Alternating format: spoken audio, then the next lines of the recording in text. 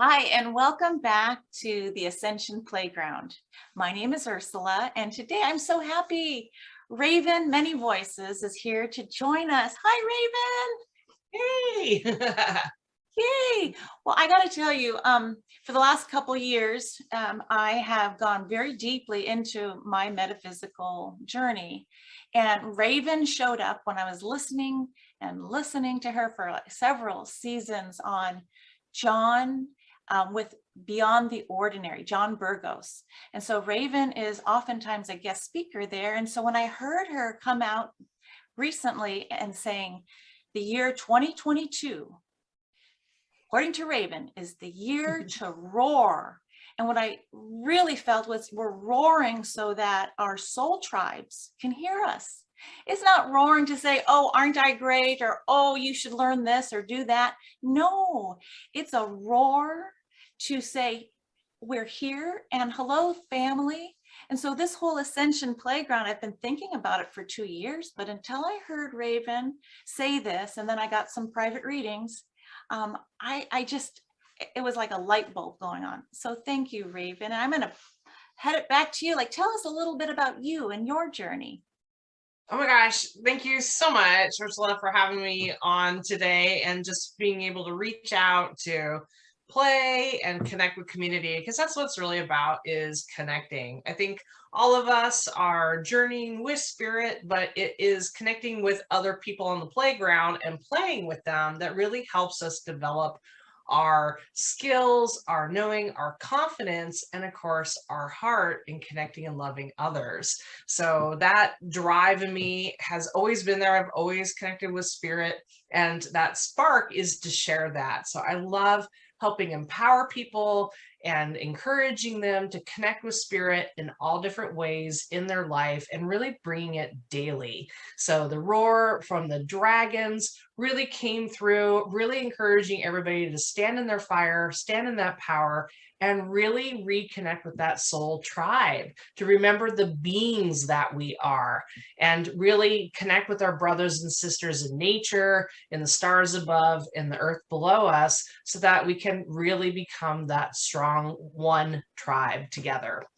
So excited year this year to really anybody and everybody to shine and share their wisdom. When we think of masters, teachers, we always get this concept of going to someone on a lofty mountain, and it has all the wisdom. But I'm here to tell you that all of us are street gurus. We all have wisdom. We all have experience. And it is in roaring and sharing that wisdom with each other at the grocery store, at the bank, at a family gathering. That's where the real wisdom comes from, in us sharing with each other. So happy to be here and to share a little bit of wisdom, but just encourage everybody to find that wisdom within themselves. Yay. Well, I remember in a session with you, you started laughing. Like you had a gut laugh when I said, hey, I'm thinking of creating an Ascension Playground. You're like, oh my God, thank God, because, on the spiritual path, you can get really high up there with a new language and new vocabulary. And oh my God, and then you have like who's higher up the ladder and who's not, or who's an old soul, who's not. The playground is just the joy of our inner children. Hey, you know what? Remember to be a kid again, because that's how we get to the kingdom of heaven. That's how we move in the different realms. Most definitely. We get way too serious, especially with ourselves. And, when we're serious with ourselves, we really take the joy and the love out of things, including our spirituality, our pathway. So when you bring the play into it, when you laugh and play in the mud puddles and all that, we allow ourselves to make mistakes and learn from it and laugh about it. When we have a big breakthrough, that joy and laughter that comes through us is contagious, and anybody else that greets us on that pathway usually starts busting into laughter too. So a playground play is so essential. So for the inner child within to everybody around us that are way too stodgy and need to loosen up. Loosen up. I got to remind myself, loosen up. Well, I got to just let our audience know too. If you happen to just be listening, I would advise for this particular conversation and chit chat to watch Raven, because she doesn't know it, but sometimes her light, her auric field, her team shows up, and I'm like, oh my God, was that an like this massive? I think you have coronal mass ejections happening. They're just excited. They're all showing up. They do. Can you say something like, who's they when you point behind you? Oh my gosh, Divine Mother, the angelic realm, the dragons. Of course, today we'll be talking about the medicine wheel. So I had to invite, of course, grandfather, grandmother, and all my different native elders that help me to keep these teachings in my heart and to share them with people. Raven, of course, my namesake, Bear. I've got my ancestors there, and fairies. Oh my gosh, you know, a little bit of every Baron. For those of you that know me, that I work with Baron 70. Yeah, he's probably back there too. So it is just a cacophony of different lights and sounds and everything, because it's my tribe. Our tribe is not just physical, it's spiritual too. And to be able to access and work with them can be kind of chaotic. I mean, you got all these voices, all these beings around you. It can be a little much. That's the reason why I was so excited to come on the show today and kind of really teach a very simple tool to be able to organize and work with all of them and also with yourself. And that's the medicine wheel. Yay. Well, that's a great segue. Let me go ahead and share, because you gave us a picture. If everyone can see this, this is, Raven, why don't you tell us what we're looking at, because you sent this to me. Yeah, I love this beautiful artwork. Forgive me, I forgot the artist on this, but it is it's a watercolor of a multidimensional rainbow and crystal medicine wheel. So a medicine wheel, for any of you that are not familiar with this, usually associated with North Native American, and it is a stone circle of stones. It doesn't have to be stones, we'll get to that, but it's a circle of stones that we walk and pray around. The thing is that the medicine wheel, or those 4 cardinal directions, north, south, east, west, is found in every indigenous culture around the world. And when you look at artwork, you look at mandalas of Buddha or Shiva, even Celtic knot work, you'll see the 4 directions and 4 colors repeated over and over again, because this is a reflection of nature. So you've got the 4 seasons, the 4 elements, and even the 4 stages of us, from baby to old person. So really, that medicine wheel, or this concept of working with nature in these 4 quadrants, has always been with us. It's one of our oldest tools on the planet. So really knowing that as you're tapping into the knowledge of a medicine wheel or the sacred wheel, you're tapping into generations. Your ancestors walked and danced around this wheel, and you yourself in past lives probably have used this. So there's an inkling, a pull within us that helps us to connect back to it. So I love it. I love the teachings. I've worked with a lot of different elders around the world. There's no right or wrong way to dance it and walk it. Definitely. Wow. So wow. Well, I just loved how that piece of art, and then what I have behind me, we're connecting through this rainbow, this frequency of many bands of color, right? Exactly. And again, the colors, you know, as you start to look at medicine wheels, more traditional medicine wheels, different tribes, different clans, different people will assign certain colors in certain directions. I just want to tell you out there, everybody, that it's an individual walk. There's no right or wrong way to do this. So like I have a very traditional medicine wheel here with the different colors. Is Lakota. So you've got, and of course, Lakota likes to actually flip these 2, but yellow is typically in the east for that rising sun. It's the air, it's the mind. Your south direction is fire.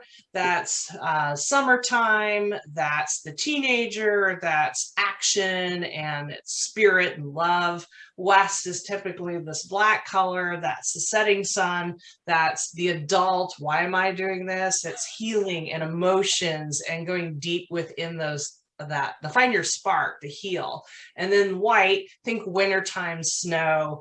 That's the earth, everything's slowing down. You're passing your wisdom, you're working with your community and helping it. And if you look right in the middle here, you've got two colors here. One is Father Sky and one's Mother Earth. So although we always say the 4 directions, technically it's 6, because we then include Father Sky and Mother Earth in this too. Now for Lakota, they put their red in the north and the white in the south, because the white cranes come back in the south at summertime. So that really tells them when summer is there. So it makes sense. So again, you put where stuff works for you. White, snow, polar bear, white wolf. Yeah, it makes sense for me to put the white color up in the north. But again, like the beautiful rainbow colors behind Ursula, if you want to put purple or pink or other colors or every color of the rainbow on that wheel, then do what feels right for you, including what element, fire, water, earth, air, or whatever needs to be on there. It's a way for you to be able to work with spirit. So don't let a book or another person dictate how you walk your wheel. It's all individual. But when starting out, it's sometimes handy to have those colors or directions be in a certain element, because it just helps you to get used to where everything is and what it feels like. Again, because each element not only is outside of you in nature, it's also within you. We have all 4 elements within us: air we breathe, water we cry, earth for our bones, and fire our spirit, our metabolism. So you can see how that reflection in nature is also in you. By able to go to south, go to the fire, go talk to your metabolism to maybe help you lose some of that COVID weight. I'm right there with you if you're doing that right now. But also maybe to stronger within your courage and your boundaries, that would be the south. So by dividing that, it really helps.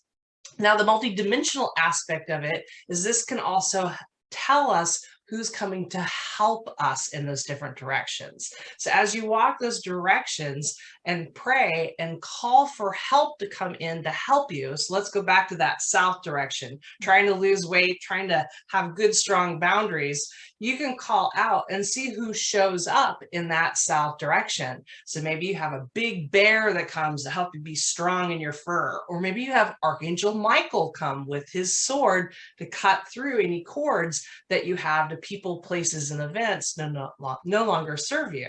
So the medicine wheel, you can see, doesn't just have to be animals or a native concept. It could be anything. It could be angels, it could be dragons, it could be ascended masters, it could be Star Nation, it could be your ancestors, it could be your past lives. Wow, you can see how this can be so complicated or simple as you want it. That is the power of the medicine wheel. It flexes, grows, and changes with you. So it's wow, fun. that's a lot. I gotta say, I didn't study like the shamanic path with the stones. Living in North America, we're surrounded by Native American Indian. However, what you are sharing is like an artist, where you say, okay, here's what they're doing in Tibet, here's what they're doing in the Native American Indians, here's what they're doing South America. But you, as the sovereign artist, the creative, you have taken this idea of a medicine wheel into another, like when you called it out as a multi-dimensional medicine wheel, I felt the play in me come out to saying, you know what? You did not stop and stay in a box. Like, this is how we do it. And we only do it this way. And this, it's like the ancestors. Yes, it worked for you in that time on the timeline. But here in 2022, the magic of being able to start thinking about quantum and nonlinear, you've just exploded this idea of multidimensionality with a medicine wheel. And if I could just say, if you get a private session with Raven, she actually, before she talks with you, you walk your wheel in the backyard, right? And you're I do. So again, it's And I'm a blending. Oftentimes you'll hear the term visionary shaman or visionary medicine person. So a visionary is someone who is taking a concept and moving it forward. So by blood, I am Seneca Lakota. For any of you who are like, well, what's this white person talking about these native ways? Actually, I am by blood, and I have actually trained with a lot of different elders from around the world, from Nellie Patterson, Pitjantjara tribe in Australia, to South America, to my own lineage in Lakota, and Grandma Twyla Nitch, my Seneca Onondaga blood that I have. So walking these different ways, studying these different things, this has been a lifetime. I've been doing this for over 25 years, and the medicine wheel was something that helped me take all these amazing elders, teachings, workshops, books, shamanic journeys, everything I have done, and be able to consolidate it in a way that helped me walk my path. So the medicine wheel came to me first to really help me.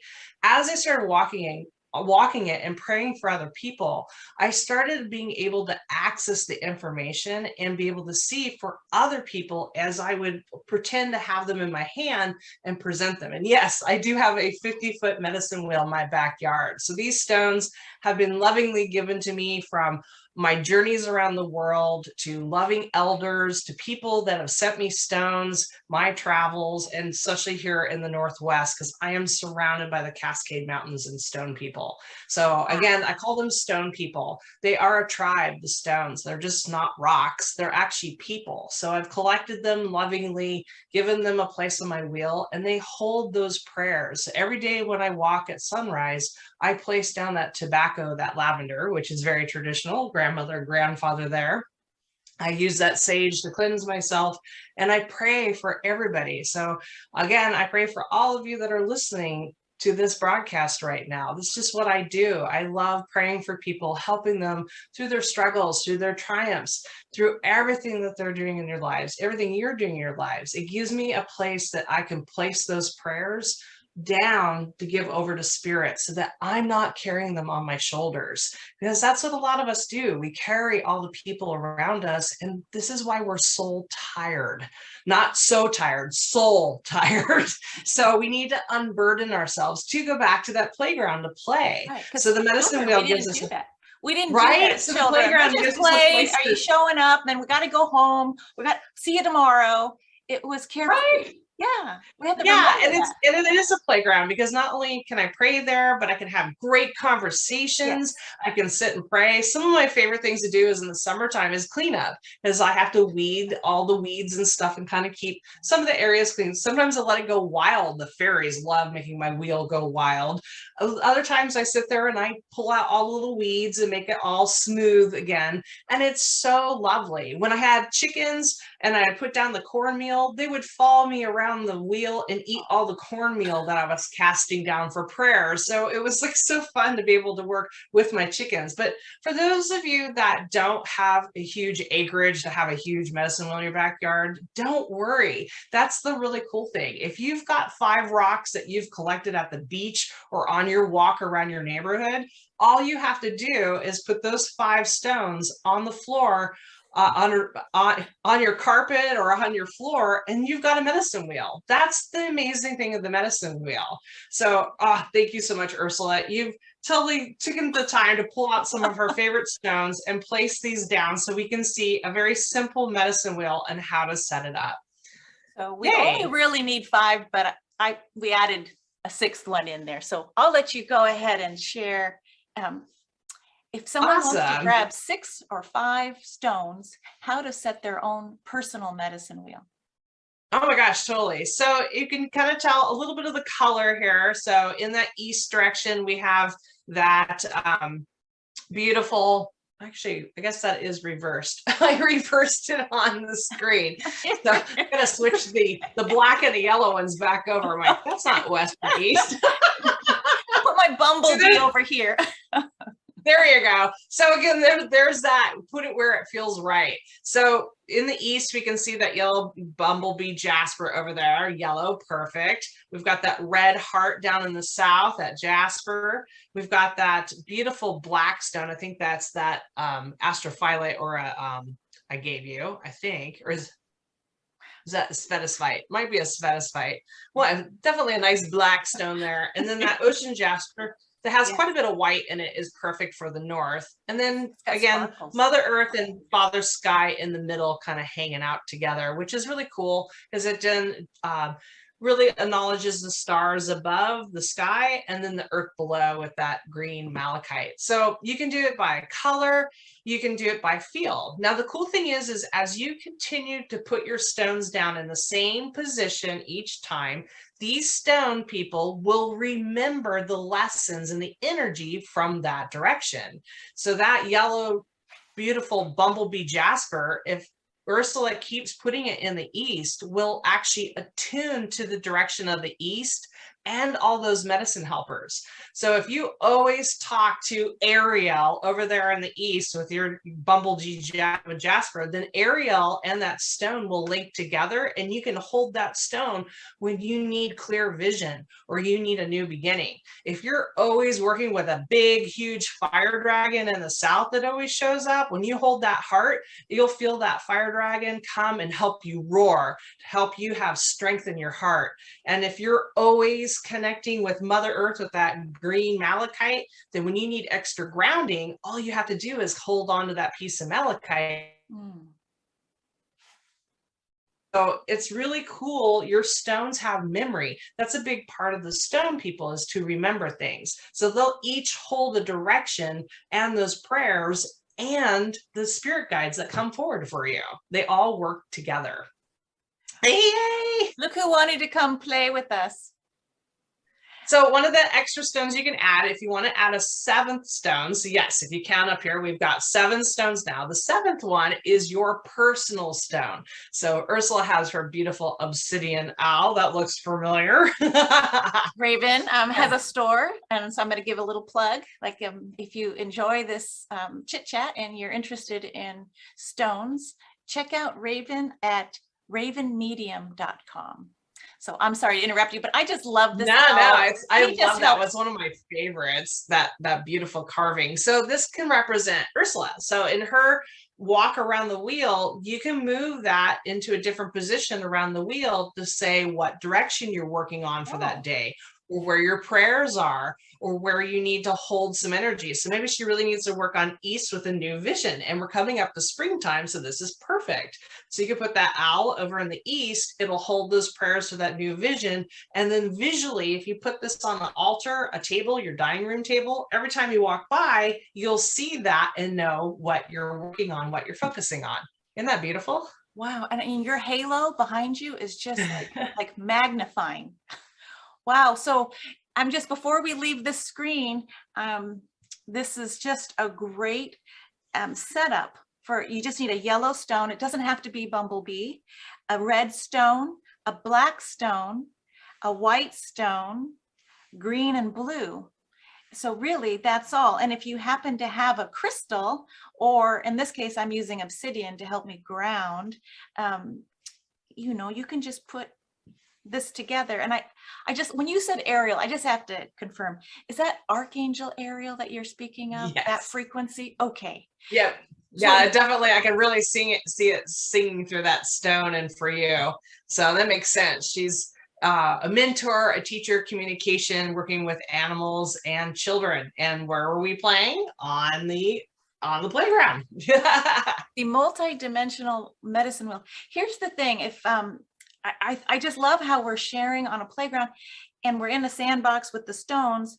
The thing is people can tell your vocabulary and your bandwidth for sharing, it's not limited to just one aspect. So when you say Raven, a voice for spirit, many voices, it's just such an honor and privilege to be mentored with you, by you, and to share in this friendship. So thank you for coming to the playground. Oh my gosh, definitely. And again, I really encourage everybody to play and have fun. If you want to add a bunch more crystals and gems on there, flowers or carvings, like, your own little raven. Here's my little personal guy, a raven. Or you want to put a polar bear in the north, or you want to honor the dragons and put a dragon there. Oh You my. can take your children's toys. I have people that love Pokemon and they have a Pokemon in each direction. Or you get little teeny crystals and add tons of crystals and put it all over and make a crystal grid. So you can be so creative with this and be so artful. I've made some with every crystal. It was 200 pounds of stones I brought. I did a crystal workshop and we made a rainbow medicine wheel with every color. We put it in rainbow form, like your beautiful artwork behind you. And then we put angels and dragons and all kinds of statues in there. It was immense. It was like, holy cow, it took 10 by 10 area to set it all up. It took a couple hours to set up and it was amazing. So you can make it as big as you want, you can make it as small as you want. And the cool thing is when you're setting that wheel up, connecting to that energy, honoring where you came from, no matter where you've been on the earth, those crystals, those stones, those statues are being charged and blessed at the same time. So a lot of people ask me why my stones feel so good that I carry in my shop, Raven Spirit Gifts, because they all go on the medicine wheel. Every single one of them, even the owl, was on the medicine wheel. So they all get blessed and charged. So be that a small little one you put on your little altar table or something you decide to do in your backyard, it is such a blessing for your life. It is so fun to play with, and it is always changing and evolving. Mine change, evolve for the seasons. I've got little teeny white flowers growing in circles on my wheel right now out back because it's the fairies are waking up. So the wheel changes with you in the seasons. And if you got a cat that's helping you, watch what one the cat likes to knock off all the time. Maybe the cat's trying to give you a heads up and maybe what direction or stone you need to play with. So our pets will interact with it too, quite a bit. I love that. Hey, just one last thought. I know that you offer a free community service. And if anyone's listening and they love what they're hearing, Raven, can you just share a little bit? I think you offer a free meditation or... Oh my gosh, totally. Definitely find me on YouTube, Raven Mini Voices. That's me. I've got a channel and I've got all kinds of videos and stuff up there to see fairies, to work with the different directions. What is a vision quest? Lots of stuff on there. And definitely, I love just helping everybody connect to spirit. And if you need help connecting to spirit, your spirit guides, or need a little bit more guidance in setting up maybe your own medicine wheel or how to walk it, reach out and get a hold of me. Because again, there's so much to learn, to grow, and we all get to play together. I'm always learning, and they definitely always get so excited when they get to join in my guides and stuff. They're all, I can feel really them jumping up and down behind you. Well, I'm going to give another shout out to thank John Burgos, because I've listened and meeting you, and for you to join us on the playground. You know, you have an open invitation anytime you want to come back and play or teach us something. You didn't know, it's an open invitation. So thank you. Awesome. I look forward to that again. Thank you so much. And thank you for what you're doing. I think it is so, like I mentioned, you're being a street guru. You're getting out there, not only sharing your light and vibration, like that beautiful artwork behind you, but also you're helping empower all of us to come together. So I bow to you and thank you for the work you're doing for the community and bringing this light and playfulness together. I heard your roar. You heard me roar. I was just going to say 2022. Anyone else who wants to practice roaring, come on to the playground. Let's have a chit chat. Okay. Thanks. See you soon, Raven. Bye. Thanks, everybody.